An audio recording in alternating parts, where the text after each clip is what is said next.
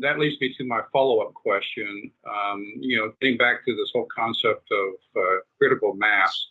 What I've seen within the Bundy movement is a lot of sincere people, a lot of Christians, a lot of religious people, doing lots of praying and talking about God and reading scriptures, and all that's good because you can tell their heart is right, but they're powerless, they're teethless.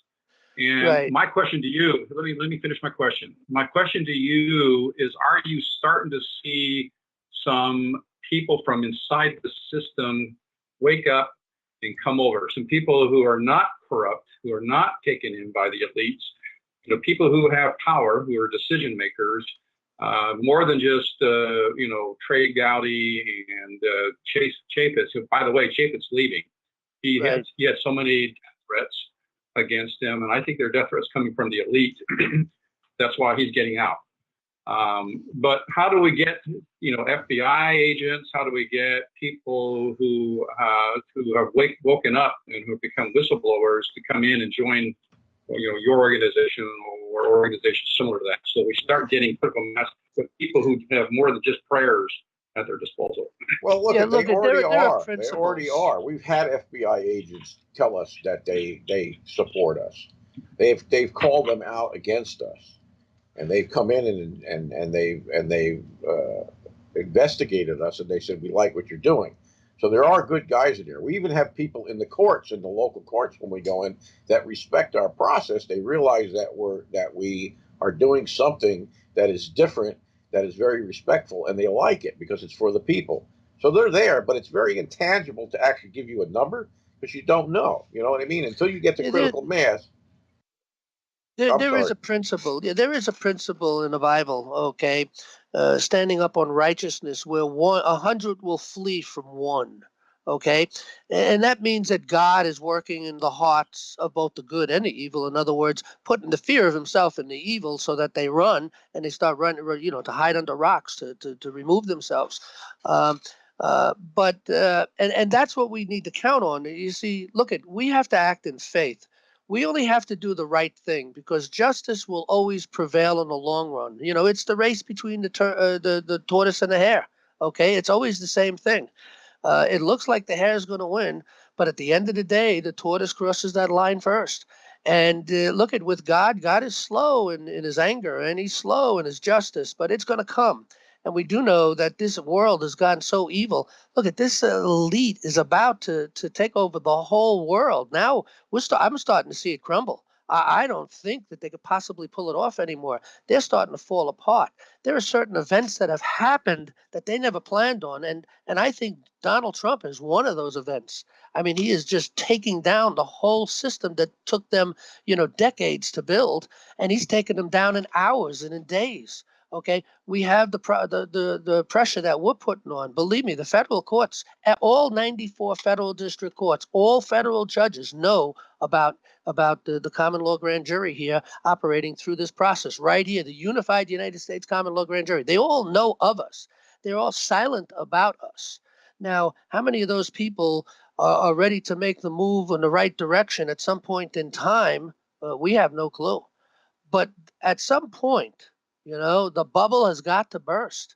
And I believe, again, as long as we continue to do things honorable, with just, and with a sense of honor, justice, and mercy, we do things in that process. Just do the right thing, say the right thing, enforce the right things. God's going to bless that, because God is part of this whole process. The problem with a lot of the people that are, have a different liberty groups or liberty movements or movement because of what's going on in the court, they're ignorant to how things work. They're ignorant to who we are and what we're doing. And that's one of the problems that they have. Also, like I mentioned before, egos will rise their head. They've tried rising their head. We've had about 3 or 4 incidents in National Liberty Alliance, and we were able to catch it early and get rid of these problematic people who are really there egotistically in order to control people. For instance, they might be infiltrators. I truly believe, I didn't used to, but I'm very paranoid now about infiltrators, paid infiltrators. Oh, absolutely. They've come into our... you're going to get We've it. exposed them. We've exposed them. Absolutely. And it's not so much what they can do, but it's who they can subvert when they come in. They come in and they watch things, and they don't necessarily take a leadership role, but they'll get close to a leader, and they'll subvert him, and they'll poison him. And we've seen it. And we've even taken down whole sections of our people and telling them you can't do what you're doing, and you need to leave, and you're going to end up in jail if you keep doing it. And lo and behold, within a year, they were in jail. We predicted it. We gave disclaimers. We kicked them out. I mean, they would have loved to get them when they were still NLA members, because then they could put that wrong that they were doing on the whole group. You see? So they spent all that time subverting them in order to sully our name, and thank God we're a close enough knit group that we caught it before they were able to do that. I mean, somehow they were able to do it in the colonial days.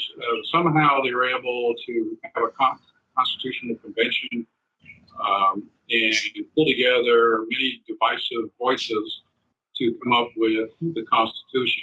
And I think everybody acknowledges that God was the common denominator that made that all possible. And I think you guys are saying the same thing, that God is the common denominator. We don't act with God if everybody's going to go off on their egos, or we're going to listen to paid infiltrators. It's not going to work. We're going to go down the tube. But if they could do it 240 years ago, we can do it again. That's how I look at it.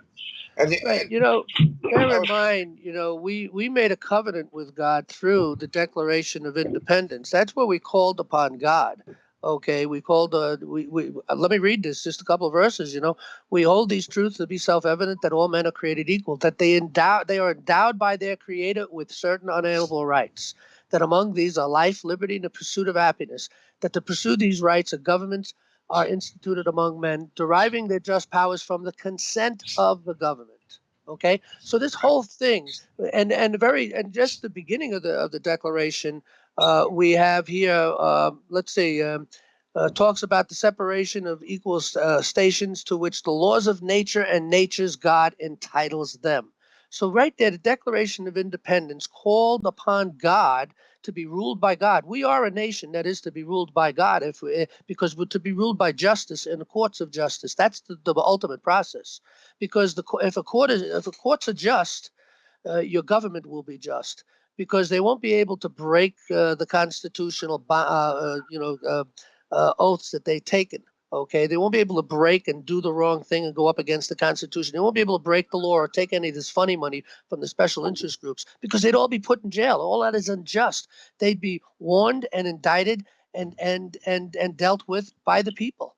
So the Constitution then settled the whole thing in a preamble, talking about the purpose of government is to secure the blessings of liberty.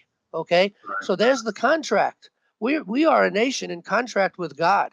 And one of the reasons I think that we're going through all of this problems that we have is because we forgot that. And we're trying to remind the people of where we came from and who we really are and what we must do. We cannot defeat evil. National Liberty Alliance cannot defeat evil. We can only do the right thing by wearing the armor of God. That's to do the righteous thing, honor, justice, and mercy. That's all we can do. And then we depend on God to take care of the rest. This is his battle. This is his war. All we need to do is have the armor on and then do the right thing. And that is a major part of who and what we are. And this is really, reaching. The people are responding to this kind of a message. And they need to, because this is the only one that's going to save this nation.